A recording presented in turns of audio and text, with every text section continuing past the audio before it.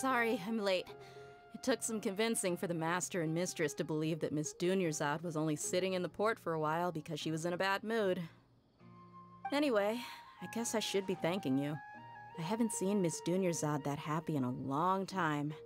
If it wasn't for you two, she probably would have been caught and dragged back much earlier. You sure sound a whole lot nicer than when we first met, Dia. Who would have thought you had such a soft spot for Dunyarzad?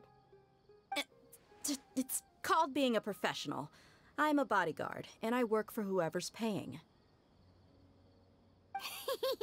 Look, Dia's blushing. Listen, you two. I don't expect to be working for Miss Dunyarzad very long, but I hope to finish things on a positive note if possible. Let's cut the chit-chat and head into the Citadel. We'll see if the person I know has a way for you two to meet with the Lesser Lord.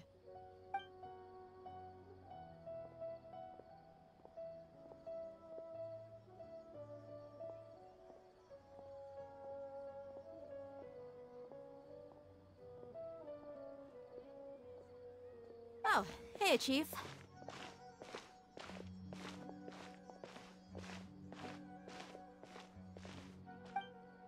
Ha, Dia! What are you doing here? And well, didn't expect to see you three together. I take it you all know each other already? We met this morning after the Adventurers Guild pointed us to Osfon for more info. No kidding. Huh. So, where's Ruksha? I thought I'd help these two out by asking about the theft. And Ruksha's gone over to the Academia. The Grand Sage recently ordered Sumeru City to begin bolstering its defenses, so people from all over have been called back to the city. Since you've already mentioned the theft, I suppose I might as well tell them what we know. appreciate it, Chief. Theft? Sorry. Just recently, the Academia lost something, and there's a chance the item is connected with the Dendro Archon. This case might just somehow help you in meeting her. I suppose that's one way to look at it. But if you ask me, the case is more about the Academia than anything else. Let me fill you in. The Academia recently sent a convoy to pick up an important package from Aru village. Word got out, and the convoy was robbed on its way back. The Grand Sage took the whole matter very seriously. Not only did he dispatch the Matra, but also enlisted our help in the search for leads. All we know so far is that whatever was stolen is currently in Port Ormos. You two have heard of Port Ormos, haven't you? It's the largest commercial port in all of Sumeru. You can travel there by leaving Sumeru City and heading south along the river. The Academia's grip isn't long enough to reach all the way to Port Ormos, so the city's a little more laid back, meaning the population's also a mixed bag. You never know who you'll meet there. Apparently what was lost has a great deal to do with the Akasha, knowledge, and even the gods. I'm afraid I don't have any other details for you, though. If you're interested, maybe you could head to Port Ormos and ask around yourselves. If you want my advice, try introducing yourselves as students of the Academia once you're there. Are you serious, Chief? All the Academia students are in Sumeru City, you know. Why should they pretend to be students in Port Ormos? If you're also interested, just go there and see what happens. Count me out. I've got plenty of work to do here for the Homayani family. And take it from me, if you two really do decide to visit Port Ormos, you best watch your backs. Let's just say that the Eremites there aren't nearly as friendly as those here in Sumeru City. There are even some extremists who go around shouting slogans like, "Retake Sumeru for the Scarlet King." Word is that more and more are joining their movement. They're becoming a real headache for Chief and the others. You bet they are. The Scarlet King's been dead for thousands of years. Now they start spreading rumors of his return. Ridiculous. Not everyone's like you, Chief. Even the desert natives who abandon their homes in the wilderness still wish to have a god of their own. Well, Traveler, that's about all the information we have for you. Thanks, Dia! And you too, Since we've gathered all we could for the moment in Sumeru City, let's head to Port Ormos and see what we can find next. Miss Dunyarzad is looking forward to seeing you both at the Sub-Zeru's festival, so be sure to get yourselves back here in time for that. Good. Then we'll see you both at the Sub-Zeru's festival.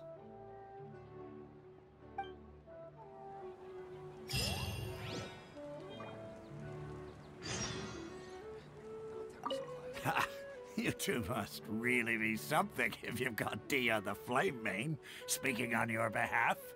The Corps of 30 isn't officially overseen by the Academia, but because we're hired mercs, there's still lots of sensitive intel that I can't reveal to you. In the end, when it comes down to it, the city's safety is both the Corps and Academia's top priority. I've told you all I can about what was stolen from the Academia. As for why you should pretend to be students in Port Ormos, I'll leave that for you to find out yourself.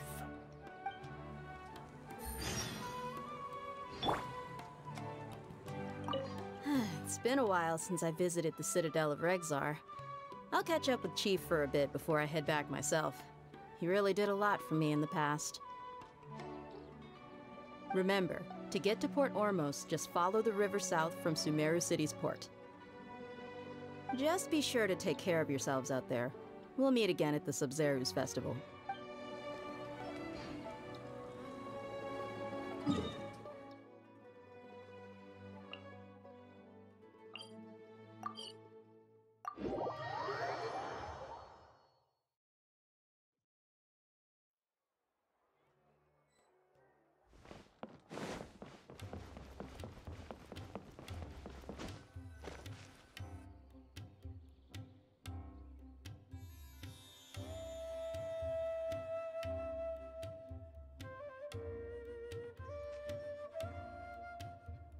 Come and have a good look yourself. Traditional spices of the highest quality, made with pride and experience. You've got a deal. I can't thank you enough for always looking after my business. Believe me, I'm not making this up. Several Eremite mercenary groups are nearly in open conflict, but does the Corps of 30 care? And that's not all. Did you know that... Wow! Talk about hurly-burly! This place is busy! Guess that's only to be expected for the largest port in Sumeru. Maybe it's because of what Dia told us earlier, but Paimon can't seem to shake the feeling that there's also danger lurking in these crowds. Ooh. Let's get our bearings so we can start looking for leads. We know that whatever the Academia lost is related to the gods. But other than that, we don't have much else to go on. Osfun told us to try posing as Academia students while asking around. Paimon checked the Akasha on the way here, and the Academia doesn't seem to have any research facilities in Port Ormos. Paimon doesn't get it.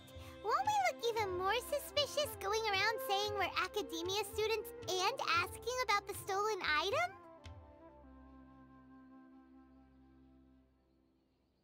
Well, given all the people that come through here every day, if there's any information to be found, Paimon bets we could find it in the market. Let's ask around and see what we come up with.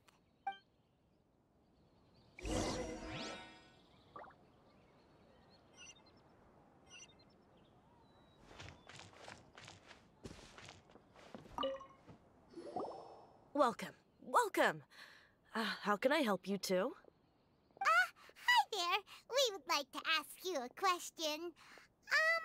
Do students from the Academia ever come to Port Ormos? Of course. Especially around this time of year. Students from Sumeru City that are about to graduate often come to Port Ormos to cut loose a little. Many people often talk about how hard it is to get accepted into the Academia, let alone graduate. But those who finish their studies and go on to become full-time researchers at the Academia have it even harder. Sure, we may not be Sumeru City, but Port Ormos offers beautiful scenery and a stress-free environment. Some even say it's good luck to come to Port Ormos, so students and researchers come flocking here when things get to be too much at the academia. Ah, you see over there? Those are students from the academia. They've been looking worried and miserable ever since they got here a few days ago. If you ask me, the life of a merchant is better. So long as the Akasha teaches us what we need, then life is good.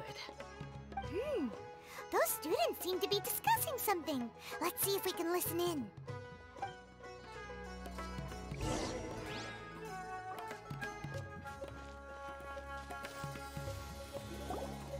It's no good.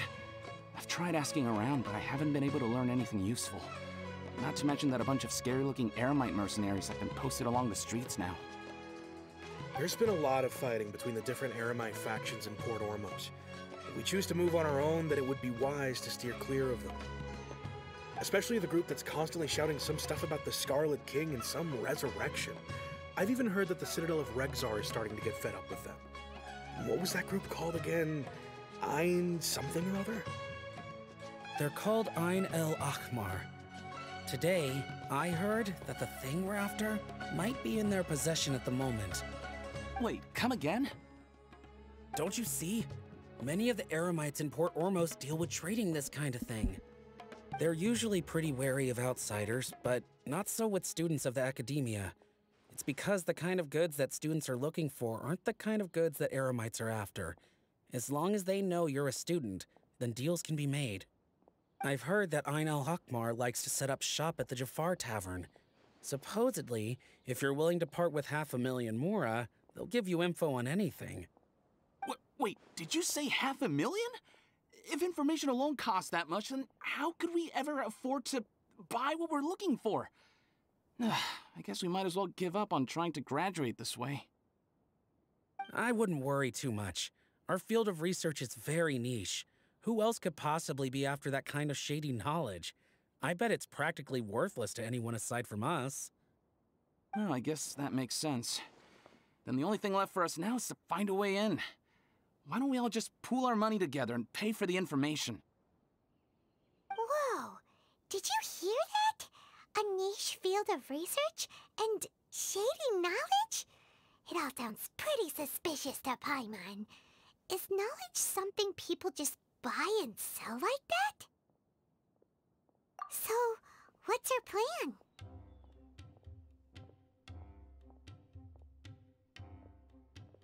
Wait, didn't you hear what they just said? Buying information is going to cost us 500,000 Mora! Have you lost your mind? Oh, alright. Paimon never thought she'd agree to parting with that kind of Mora. But if you know what you're doing, then we should give it a shot.